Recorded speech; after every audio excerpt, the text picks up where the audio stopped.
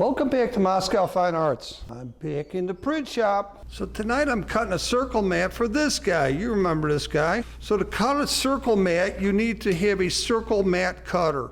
When I carry this thing, I use a protective piece of mat board on it because there are 1, 2, 3, 4 really sharp spikes on these which grab into the board. First things I need to simulate a signature on here.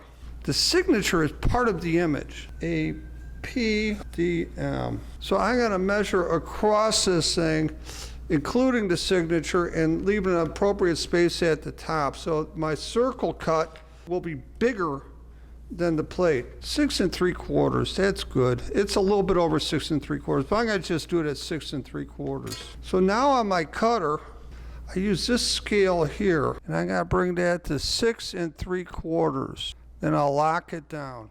I've already cut these down to 8 by 10. Now I'm gonna mark the center of these with an X. If I run a diagonal, 2 diagonals across this, they will intersect at the center and mark. And then I'm using a T-square to mark across the center marks, above and below, in both directions. Now I'm looking back at the cutter, and here's the cutter head. And the cutter head is on a swivel. There's a little wheel on here which creates a bevel in the mat, and this is the guide bevel. In the first pass around, the blade isn't even lowered. All you're doing is putting the groove in. The blade is locked in position. The wheel rotates up and into the cutter head. On the first pass, all you're making is a bevel in the mat.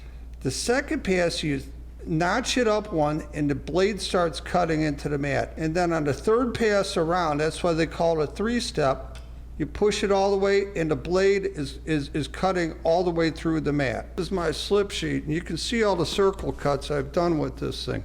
And this is going to rotate with the mat. So then I'm gonna take my cutter. There's little indicators on the 4 sides, 1, 2, 3, and 4.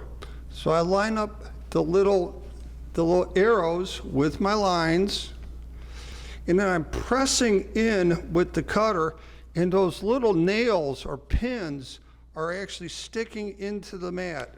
Now over here is that bevel wheel. This thing is rotated down, and that bevel wheel is now gonna score this mat. So I start pressing down, and I'm spinning the mat. Right now, the only thing that's happening is that bevel wheel is making a mark on the mat. So the bevel wheel has made a bevel all the way around. So now I'm gonna switch it down 1, and now it's starting to cut. This is trickier than it looks. The first 3 mats I cut with this thing, I screwed them up. So I've made 2 revolutions, and now the final revolution will cut all the way through it, and I'm switching it down, and it's cutting all the way in.